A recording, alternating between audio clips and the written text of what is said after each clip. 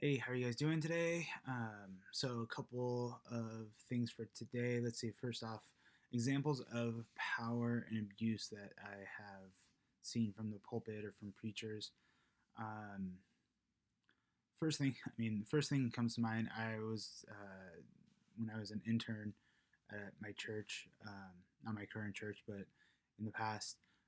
The high school pastor ended up having a moral failure with a former student, and it was one of those things as more and more information kind of came out about it. It was an abuse of power, like it was a manipulation of his position in order, for the moral failure to happen. And so it was really sad.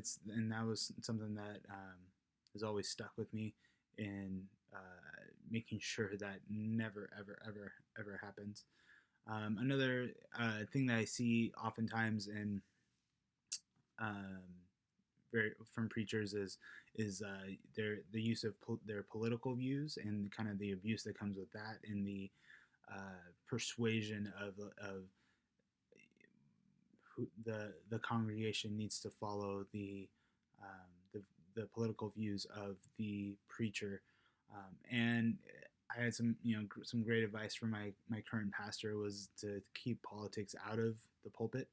Um, it's not to say that we can't speak to current issues, but when we speak to those issues, everything needs to be based in scripture, not because one politician said or because of one party or whatever the case is. Um, it needs to be based in scripture, and that's what the pulpit's for, not for our various political views. And another thing that I experienced once was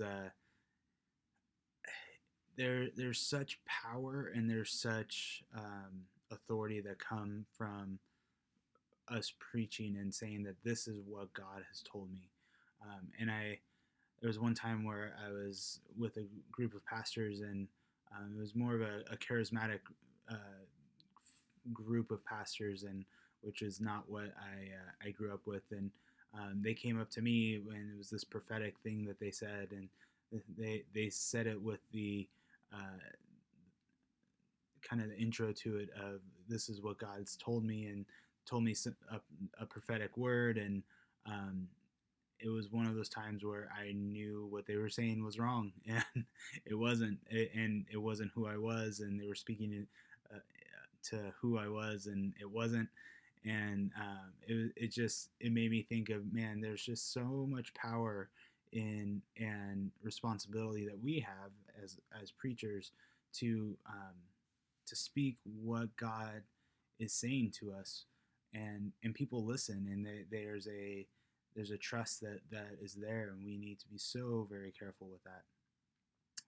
So as far when it comes to kind of a code of ethics, it's a good thing to think about. I haven't spent a whole lot of time focusing on it, but a couple of things that kind of stand out are the idea of staying out of politics. Again, speaking to issues, but speaking to them based out of scripture, not to um, specific political parties or whatever.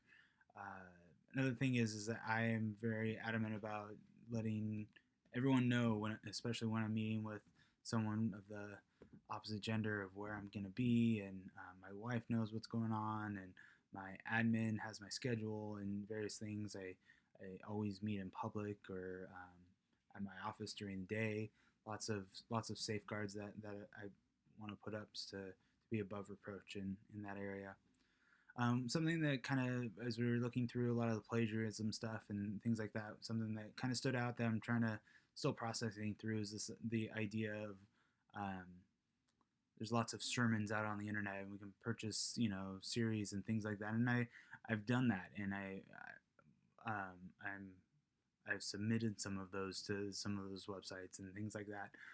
And so I'm trying to process through that a little bit. And I think for me, a lot of times when I do purchase a series or something from one of the websites, and It's not so much that I'm going to take that and preach that sermon, or take the manuscript and speak that sermon, but it's taking ideas, it's looking at different the way people use different passages and things like that, and for me the key is to take those different things and to be able to contextualize it and make it my own and make it what the word that's needed for my current congregation, not to speak the exact words or the even the same points, but to be able to take those ideas and those concepts and to transform them into what God is calling my current group of people to. And so